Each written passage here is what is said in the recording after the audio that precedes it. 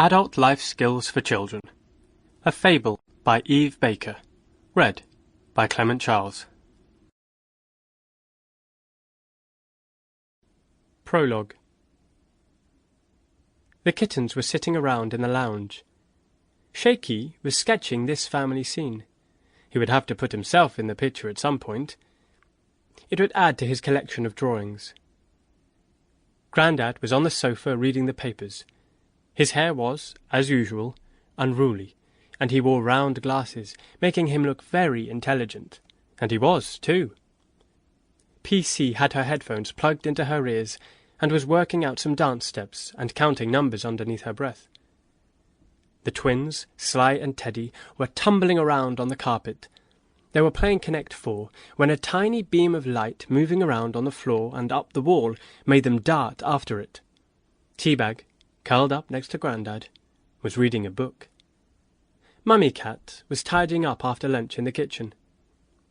It is Scooter, who is weaving the light up and down the wall from a keyring torch, and the twins are obsessed with trying to capture it. Grandad notices and sniggers. Teabag tuts and shakes her head before going back to her book. PC giggles.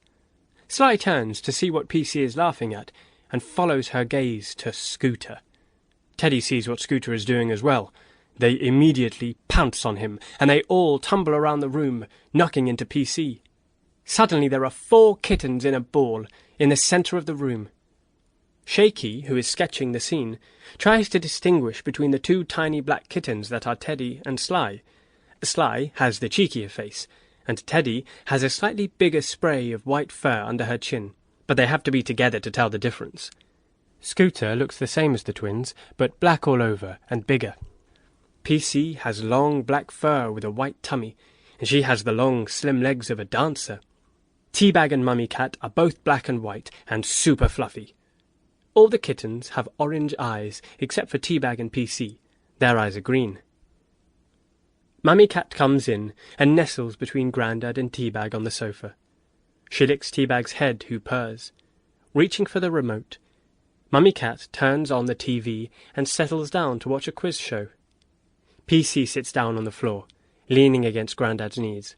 Strictly will be on straight after, and she never misses that. The twins settle back to play Connect 4. Shaky has sketched the kittens tumbling around in the middle of the room. He turns his attention to the sofa scene. Grandad, Teabag, Mummy Cat and PC, the fluffies, he calls them. He has the outline of them sketched out too. Where would he place himself? He is more tabby than black for a start. Chapter 1. The Bullies.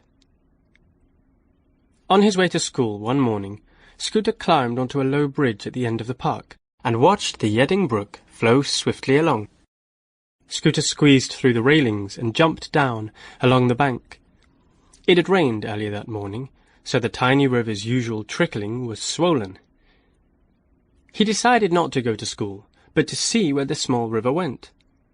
He waved hello to a magpie sitting on a branch. She nodded and then flew off. Shortly, Scooter came to another small bridge.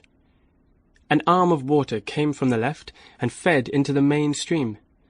Scooter enjoyed scampering over the branches. The brook was never more than 3 meters across at its widest.